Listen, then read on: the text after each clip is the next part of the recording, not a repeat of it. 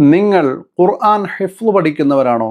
എങ്കിൽ ഖുർആൻ ഹിഫ്ള് പഠിക്കുമ്പോൾ പുതിയ പാഠം പഠിക്കുന്നതിന് 5 പ്രധാനപ്പെട്ട വഴികൾ പറയാം. 1.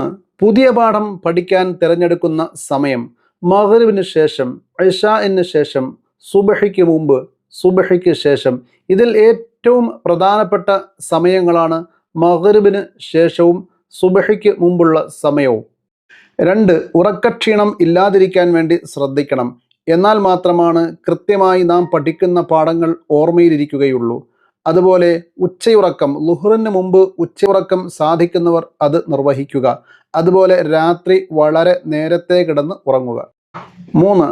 പഠിക്കുന്ന സമയം കോൺസെൻട്രേഷൻ ഉണ്ടായിരിക്കുക. കണ്ണ്, കാത്, മനസ്സ് പഠിക്കുന്ന പാഠത്തിൽ അർപ്പിക്കുക. വിശുദ്ധമായ ഖുർആനിൽ നിന്ന് ചിന്ത മാറാതിരിക്കാൻ ശ്രദ്ധിക്കുക. 4. മനഃപ്പാഠം ചെയ്യാൻ ഉദ്ദേശിക്കുന്ന ഭാഗം ആദ്യം കണ്ട് നന്നായി പഠിക്കേണ്ടതാണ്. 5. പഠിക്കുന്ന സമയത്തും തജ്വീദോടുകൂടി ഓതി പഠിക്കാൻ ശ്രമിക്കേണ്ടതാണ്. ചില കുട്ടികൾ പഠിക്കുന്ന സമയത്ത് തജ്വീദ് ഒഴിവാക്കുകയും പാഠം തൻ്റെ അധ്യാപകനെ കേൾപ്പിക്കുമ്പോൾ മാത്രം തജ്വീദോടുകൂടി ഓതാൻ ശ്രദ്ധിക്കുന്നു.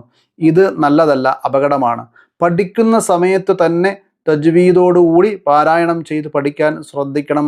അത് കൂടുതൽ നന്നായി ഓർമ്മ നിൽക്കാൻ സഹായിക്കുന്നതാണ്.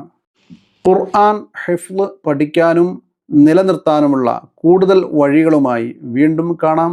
അസ്സലാമു അലൈക്കും.